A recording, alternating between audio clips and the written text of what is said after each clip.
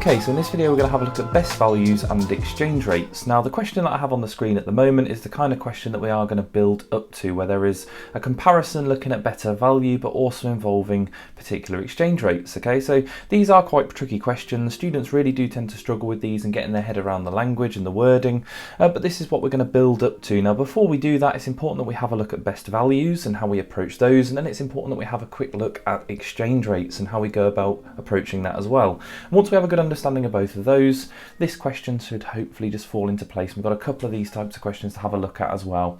So stick with it, grab a piece of paper, grab a pen, make some notes, and we are going to get started on best values. Right, so when it comes to a best value question, we tend to have two different offers in front of us, and we have to compare and we have to see which is going to be our better value, and not in terms of which is the cheapest at the moment, but which is the cheapest in terms of a single packet or a single gram or a single milliliter or whatever the type of item is that we're looking at buying. So on this particular question here, we've got some toilet rolls, and we've got nine toilet rolls costing £4.23 and a 4-pack of toilet rolls costing £1.96, and we want to look at which gives better value for money, and we need to show our working here. Now when it comes to this one, we're going to find the cost of 1. So when it comes to our first option, we've got a diagram over here. This is for 9. Okay, so if we want to know the cost of 1, we just want to divide that cost by 9. Okay, so in all of these questions here, when we're looking at best value, we get the cost of the item and we just divide it by the amount. Okay, now we don't really want to have to remember a formula for this, so I tend to think of a nice easy example. I tend to think, if I have 2 apples for £1, okay, so let's just imagine this. I always think of nice easy little ways of remembering it. 2 apples equal £1. Okay, what do you actually do there to get the cost of 1 apple? Well, you divide by 2. Okay, you get the cost on the top there, you divide it by 2, so it's £1 divided by 2, and obviously that would give us 50p. Okay, so I've just obviously made that example up off the top of my head. It's one that I always kind of try and remind students of. Just think about a nice easy example no matter what. Okay, so it's always going to be the cost divided by the amount. So we need to show all our working out for this. So for the first option here, I'm going to write out £4.23. Oh, that's not a 2, there we go, £4.23. And I'm going to divide that by 9. So £4.23 divided by 9 gives me an answer, and it comes out as 0.47 or 47p. Doing the same for the other option, we've got £1.96. There we go, and we're going to divide that by 4. So £1.96 divided by 4 gives us the answer 0.49 or 49p. Okay, so from there, obviously we can identify which is the better value. We obviously want the one that's going to be 47p per roll rather than the one that's 49p per roll. So we just need to make a conclusion in this. We would say the pack of 9 is better value. Okay, so I'm just going to write the pack of 9. There we go, obviously backed up by my working out there. Okay, so that's how we approach one of these best value questions. We're going to have a look at one more question before you have a go, but that is how we're going to approach all of these best value questions here. We're going to get the cost and divide it by the amount. Okay, so for this question we have 3 different things to compare. We've got 2 kilogram box of soap, a 5 kilogram box of soap, and a 9 kilogram box of soap. And we want to know which gives the best value for money. So again, what we're going to do is we're going to get the price per kilogram. As they're all in kilograms, that's what we're going to find. We're going to get the cost for 1 kilogram of each offer. Okay, so if we have a look at this one then, our cost there is £1.89. So to get the cost per kilogram, we're just going to do £1.89 divide it by 2, as it's 2 kilograms. So £1.89, I'm doing this on the calculator, divided by 2 is 0.945. For the next one, we've got a 5 kilogram box, so we're going to divide that by 5. So we have £4.30 as our total cost there. I'm going to divide that by 5, and again, that'll give us the cost per kilogram. And that comes out as 0.86. There we go, so 0.86. And one little thing that I'm also going to do here is I'm going to balance out the decimal places. I'm going to put a 0 on the end there. Okay, just to balance it out with that first one that has 3 decimals, just so I don't make sure I don't forget when I'm comparing these. On the last one, there we go, last little bit of division we have to do. So we've got £8.46, and we'll divide that by 9. Again, that's going to give us a cost per kilogram. Let's have a look, £8.46 divided by 9. And that comes out as 0.94. And again, just to balance that out with the first one, I'm just going to add a 0 on the end, and there we go. So we've got 3 numbers to look at. These are all obviously in amount of pence. We have 94.5p or 94.5p. We've got 86p for this one, and 94p there with no little decimals after it, so 94p. There we go. There we are. I don't know what's going on with my pen there. There we go. So our cheapest one, okay, is our 86p option. Okay, that one in the middle there, 86p. So that gives us our best value for money. Okay, so we have our 5 kilogram box. There we go, and I would just say that's obviously best value for money. Okay, obviously backed up by my working out there. So that's one method of going about it. If you don't have a calculator, there is another method that you could try, and you can try buying enough that you have the same amount of all of them. Now, none of these are quite nice because the lowest common multiple of 2, 5 and 9 is 90. So I'd have to buy 10 boxes of the first one. So I could times this one by 10. I'm not going to work it out like this, but just as another idea of what you could do, we could times this one by 10. We could times the 5 kilogram one. Let's think, because that would be times 18, not the nicest. So you'd have to times it by 18, so it's not very nice even without a calculator. And then you would have to times the bottom one by 45. I think it would probably be easier to do bus stop division than it would be to do all those multiplications there. But just another thought about how you could approach these, maybe on a slightly different question, you know, without a calculator. But there we go, that's how we're going to approach best values. We get the cost divided by the amount and we compare the same amount of both, and that is the key thing for these. In all of these examples here, we are comparing the cost for 1 kilogram, okay? And that's the only way we can make a comparison, is when they have the same amount of both and the cost for that amount. So here's a couple for you to have a go at. So there's 2 questions, so pause the video there, have a go, and we'll go over the answers in a sec. Okay, so the first one, we've got some milk and we're going to get the cost per pint.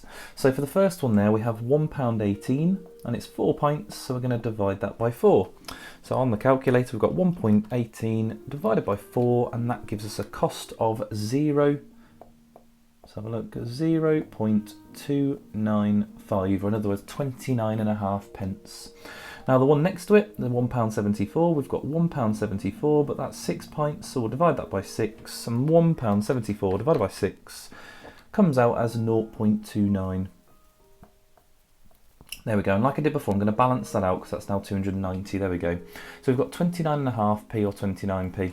So there we go, our 29p one is our better value. So we're going to say the 6 pints is better value, okay, and backed up by my working out there. On to the next one, we've got some different options for tea bags. We've got 50, 80 and 125.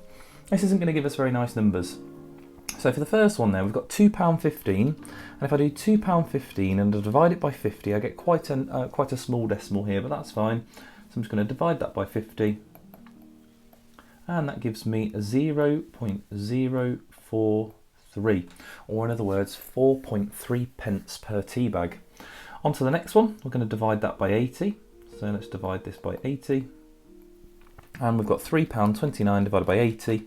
And that comes out as 0.0, let's have a look, 41125. And I'm just going to leave it as 0.041. Okay, you can write all the decimals down if you want, but just to avoid having to balance them all out, I'm just going to leave that and just see what the next one is. I might end up having to come back to it, but we'll see. But we'll divide this one by 125. There we go, and that's £5.17 divided by 125, and that comes out as 0.041, and there are some more decimals. Let's have a look. So that's 0.04136. I'm going to have to go back to the last one because otherwise they'd have both been 0.041, and I want to know what decimal comes after that one there. So £3.29 divided by 80. There we go, and after the one for this one is 125. Okay, there we go. I'm just going to write them all down now. I've learnt my lesson. Okay, so it's not the 0.043, it's one of the other two. So let's have a little look at these decimals. So we've got 4 as the first one, then we've got a 1 in both, and then it's a 1 on this one. There we go. So that one there is smaller, and again you could balance this out with zeros at the end if you want to have a look at them as the same size. But that is our best value there, the one with the 0.0411. So that is the 80 bags. There we go. The 80 bags there is our best value. And there we go, that's finished that off. Now what we're going to have a look at is incorporating some exchange rates into these. So having a look at items and comparing the best value there with some exchange rates. So that's what we're going to have a look at now. Okay, so the one nice thing about these type of questions here is that we don't have to worry about the actual amount, because the questions we're going to have a look at are going to be the same item. So this one says here, Stacey bought a handbag in Paris and the handbag cost €68 and 80 cents. Now in Manchester it says the same type of handbag costs £52.50, and it gives us the exchange rate, and that's obviously at that particular point in time, but exchange rates do change all the time. So quite often we'll have the same currency but lots of different exchange rates in the question. And it says here, in which city was the handbag best value for money? And we're going to try and figure that out. Now this is all based on this exchange rate here, £1 to $1.20, and all we ever do is we times or we divide by this number here, okay, and we're just going to figure out the logic behind which one we're going to do. Now the one thing we do need is we need them both in the same currency. Now as we are working with English currency, I'm going to leave the £52.50 as it is. I'm going to compare it in pounds, but you could compare it in euros as well, and it's completely up to you, but I'm going to compare it in pounds. Now logically, looking at this exchange rate, look, the number of pounds, even though these have the same value, the number of pounds, being the 1, is smaller than the number of euros, €1.20. So if I convert the euros into pounds, it has to be a smaller number, okay? So just applying that little logic there, we've got €64 and 80 cents that we need to convert. Now I can do one of two things. I can times that, or I can divide it by €1.20. Now if I do it the wrong way, because you don't have to remember a method for this, it's more about a logic, okay, making sure that you can logically see that the number of pounds is going to be smaller. If I was to times it by 1.2, hopefully you know that's going to make it bigger, but if I times that, 64.8 times 1.2, and I get the answer on my calculator of £77 and 76p.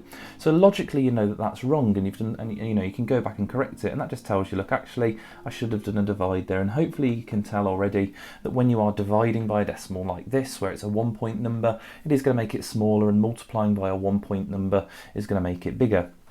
So back into the calculator, 64.8 divided by 1.2, and that gives me the answer £54. There we go, and that makes a lot more sense.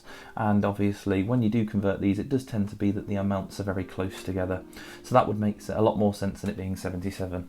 Okay, so there we go, we've got our amounts. We've got £54 in Paris, and we've got £52.50 in Manchester. Okay, so I would just want to make a conclusion. Okay, it is cheaper in Manchester, or it is better value in Manchester. There we go.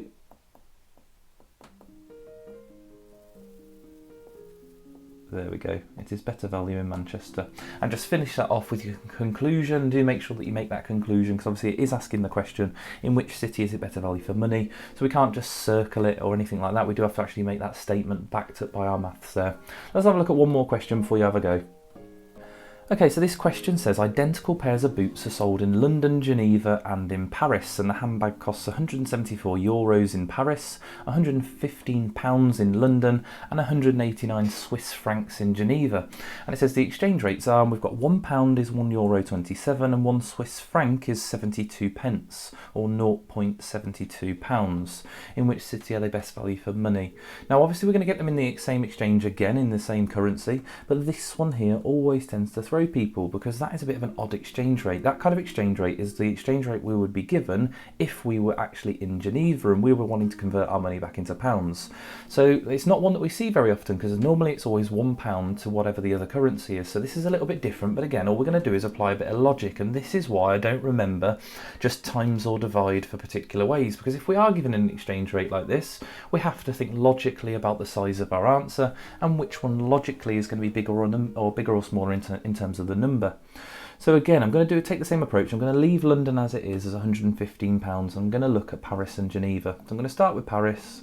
Okay, so Paris, we need to convert the €174 into pounds. Now again, looking at the exchange rate, okay, so down here our exchange rate, the pound is now to €1.27, so the euro number is higher.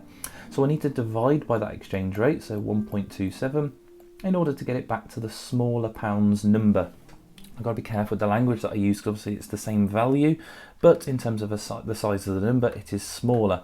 So divide it by 1.27, and I get, and it's a nasty decimal, and don't be put off by that, I get 137 point, and then it's 007, so to the nearest penny, that would be 0.1. Okay, so it's a 7 after that in that third decimal position. So obviously that's now in pounds, so we've got 137.01. Now we can already see that that's not better off than buying it in London, so we can also almost forget about that one now. And now we're going to have a look at Geneva. There we go, so in Geneva, let's have a look. The cost at the moment is 189 Swiss francs. Okay, so 189. Now thinking about the logic of this exchange rate, you can see that for every 1 Swiss franc we get less than 1 pounds. So we know again that the answer in pounds is going to have to be smaller. But this time, if I was to just divide, which obviously some people tend to remember it like this, you divide coming back home, you times when you're going away. But because this is the foreign exchange rate, if I was to divide by 0.72, which I'll do on my calculator now, 189 divided by 0.72, I get the answer £262.50, and that is a lot higher. Okay, so when we've got the foreign exchange rate, we have to almost reverse the process and think logically, and actually it's just logically okay, well dividing didn't work, so we're just going to multiply by that exchange rate of 0.72. okay, and obviously that's what you'd do if you were actually in Geneva and you were obviously going off on holiday to London. You would multiply by the exchange rate. Okay, so it's just giving us their exchange rate rather than our own. So 189 times 0.72, and that gives me an answer here of £136.08. There we go, so it's £136.08. There we go. So actually, as you can see, all of that working out, and actually it is just best value to just to buy these boots in London.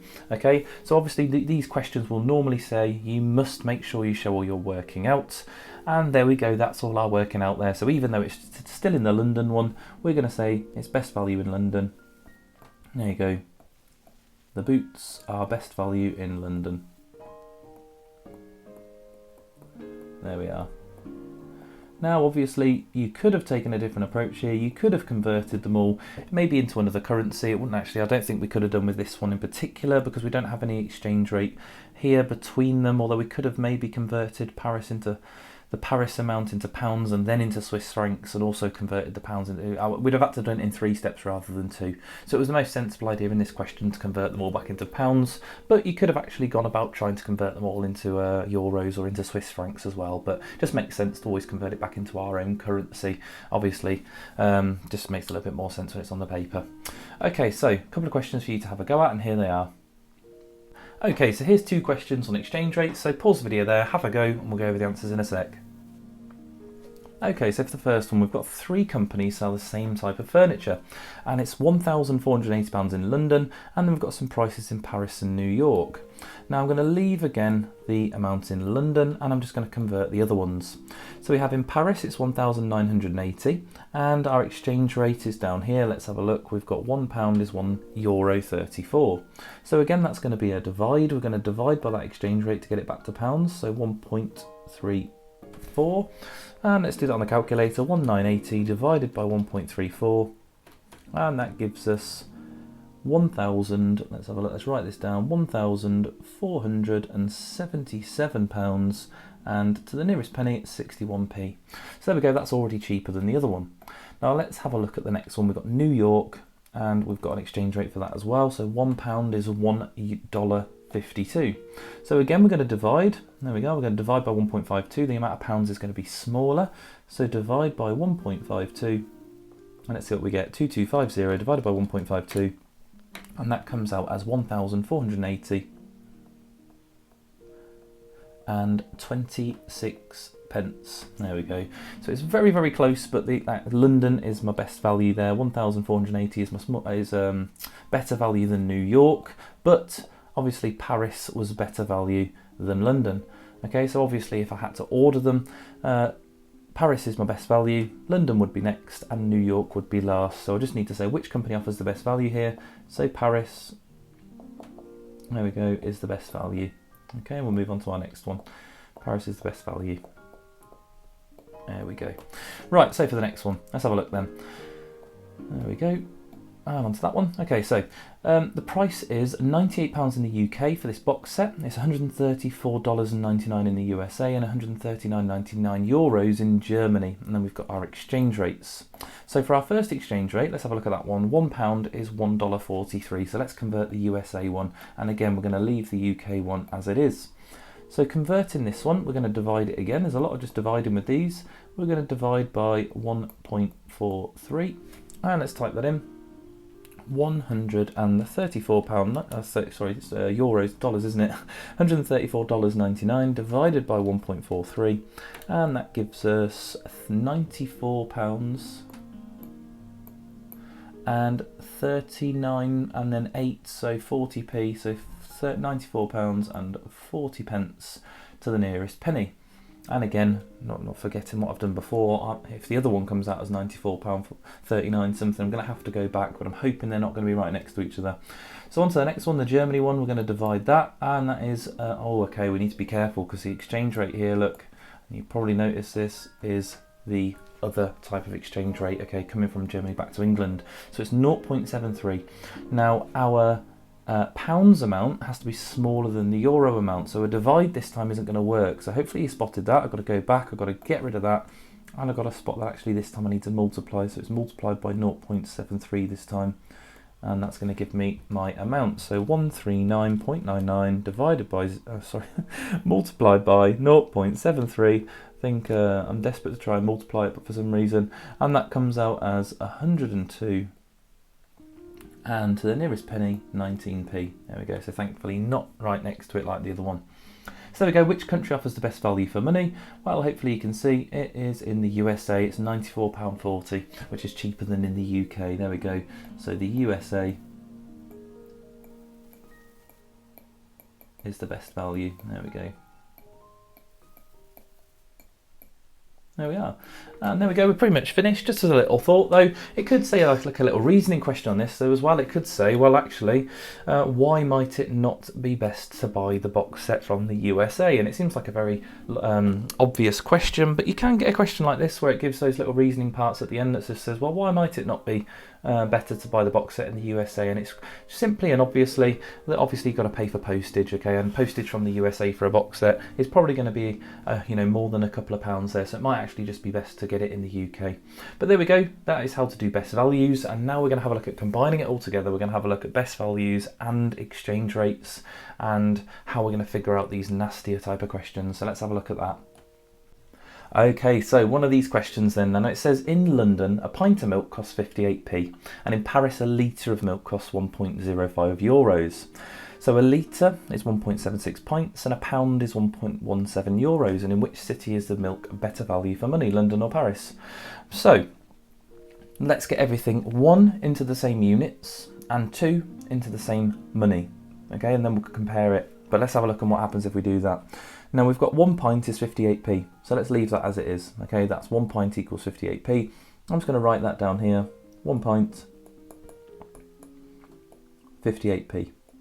Okay, now let's have a look at our next one. We've got 1 litre at the moment is 1.05 euros. So we've got 1 litre, there we are, and we've got 1.05 euros. I'm going to put the little euro symbol in, there we go. Now it's up to you which one you convert first. We can actually convert the litres into pints, or we could convert the euros into pounds. Now it says here that 1 litre is 1.76 pints. So as that's the cost of 1 litre, rather than writing it as a litre, I'll just write it as an amount of pints. So that's going to be 1.76 pints. There we are, and this is still the same cost. All we've done is written it in pints instead, so it's €1 and 5. Okay, so we can start writing this down here. We've got 1.76 pints. And I want to put the cost now into pounds or into pence. We'll have a look at what it comes out as. So at the moment, this is my amount of euros. Now again, looking at the exchange rate, we've got an exchange rate over here. £1 is 1.17 euros. So I just want to convert that back.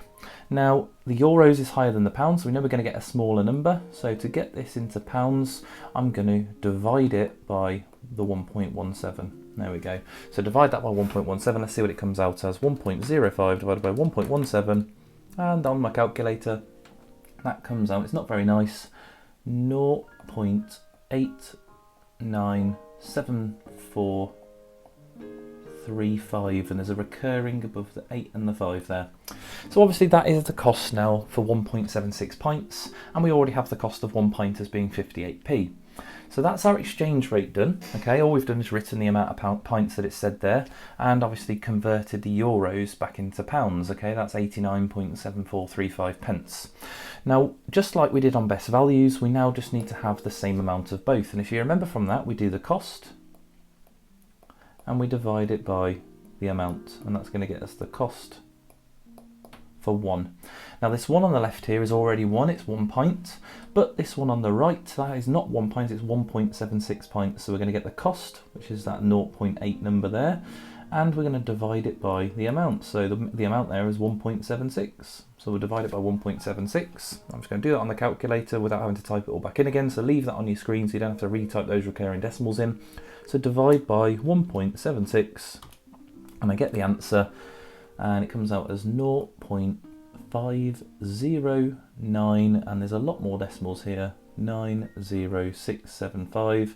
That is in pounds, so if I write that in pence there, it's that bit there which is my pence, so it's 50p.99. I'll just round it there, I'll just leave it like that. Okay, obviously I don't need to make it perfect, because at the end of the day I'm just making a comparison, and I've got enough in my figures there to make that comparison. In fact, I could just say that that's 51p.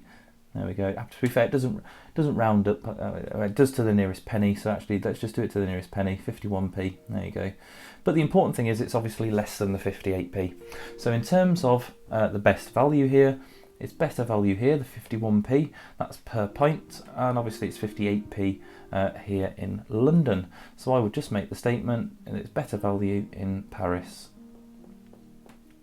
There you go. Better value in Paris. There we are, and there's our final answer.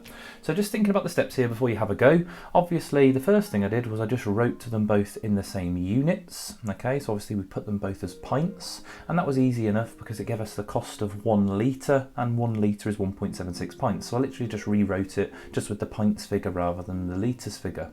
The next step was obviously just to do an exchange rate conversion. So I changed the exchange rate. I could have put them both in euros if I wanted, but again I decided to put them both in pounds, and then I just took that pounds amount and did cost divided by amount in my best value like we did in those earlier questions. So it's putting it all together. There's a lot of language there. They're not the nicest and the easiest questions to figure out, but hopefully a little bit of a strategy there to be thinking about how to go about it. Now here's one question for you to have a go at before we finish. Okay, so here's your last question. So have a little read, have a little check through it, get everything written down, get it in the same units, get it in the same currency, and then make your conclusion as to which is the best value. So pause the video there, have a go, and we'll go over the answer in a sec. Right, okay, so for the last question then, we have got 1 litre up here that it says costs 108.9p. Okay, so let's have a look at that. Let's just write that down, and we could even write it in pounds if we want. I'm just going to write it. In fact, yeah, I'll write it in pounds. So we've got 1 litre. Oh, that's not an I. There we go. 1 litre, and that equals, and I'll put that in pounds, £1 and 8p. But then there's a 9 there. To be fair, we could just leave it in pence, but I'll leave it like that. And that's that cost for that one on the left. Okay, so let's have a look at the next one. We've got in New York, we've got 1 gallon, costs $5.83. Now it says down below that 1 gallon is 3.785 litres. So let's write that down. We've got 3.785 litres, and the cost of that is $5.83. Okay, so we've got them both in litres, obviously. Now we just need to have them in the same units. So let's convert that. So we've got 3.785 litres, and that's going to equal, and let's think what we do. Where's our exchange rate? £1 is $1.46. So we just need to divide again. The pounds figure has to be lower. So divide by 1.46. There we go. And $5.83 divided by 1.46 comes out as £3.99 to the nearest penny there. There we go. Let's just double check this. 5.83 divided by 1.46. Yeah, 3.99. There's a 3 after it, but I'm just going to leave that on my calculator screen, that big recurring decimal there. So we've got them both in the same currency. We've got them both in the same units. We now just need to finish this off, and that is making sure we have the same amount of both. So it's cost divided by the amount. The amount here is 3.785 litres. So we're going to divide by the amount there, so divide by 3.3785, and that's going to give me 1 litre. And that 1 litre is going to cost, so that number on my calculator screen divided by 3.375, sorry, 37, have I written the right thing down there? 785. I don't know why I put an extra 3 in there. I did think that was wrong then when I was writing it. There we go. So it's 3.785 that we're dividing by.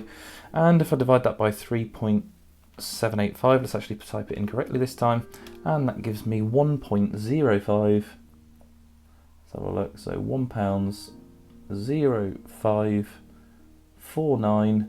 I'll balance it out with the other one. I'll put 5 there. And there we go. We've got our two numbers to compare. So we've got our first one up here where 1 litre was 1.089 and here where it's 1.055. There we go, so they both have the 0, but the one on the right here has a 5 in that second decimal place, so it's the smaller number, and that was in New York. So there we go, we would finish this off. New York, there we go, is better value. There we go.